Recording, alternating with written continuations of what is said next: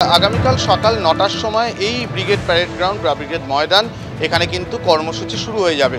এখনো পর্যন্ত উদ্যোক্তারা যেটা জানিয়েছেন, প্রথমেই এই রেড রোডের দিক থেকে একটি শোভাযাত্রা মূল মঞ্চের দিকে আসবে এবং তারপর বেদ পাঠ হবে এবং তারপর মূল গীতা পাঠ এবং অন্যান্য ভক্তিগীতি এবং তারপরেই বক্তব্য সেগুলো কিন্তু থাকবে। তোমাকে যদি বলি যে কারা আমন্ত্রিত, সেই জায়গায় যেটা উদ্যোক্তারা জানাচ্ছেন, আমন্ত্রণ করা হয়েছে অনেককে। এমনকি দেশের রাষ্ট্রপতি, প্রধানমন্ত্রী, রাজ্যের মুখ্যমন্ত্রী, এদের সবাইকে কিন্তু আমন্ত্রণ জানানো হয়েছে।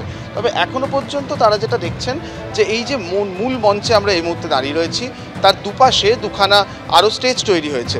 এই যে তিনটে মূল মঞ্চ এবং তার পারিপার্শ্বে দুটো যে মঞ্চ, এই তিনটে মঞ্চের আলাদা নামকরণ হয়েছে। মূল মঞ্চের নাম পার্থসারথী মঞ্চ, সেখানে প্রায় ১৫০ সাধুসন্ত থাকবেন। অন্যান্য সাধুসন্তরা মূল মঞ্চের বাদিকে চৈতন্য মহাপ্রভু মঞ্চ এবং আর একদিকে যেটা শঙ্করাচার্য মঞ্চ, সেখানে থাকবেন। এই সাধুসন্ত ব্যতীত কেউ কিন্তু সেই অর্থে মঞ্চে আর জায়গা পাবেন না। শুধু থাকবেন রাজ্যপাল নিজে সেখানে গীতা পাঠ করবেন, গীতা পাঠে অংশ নেবেন।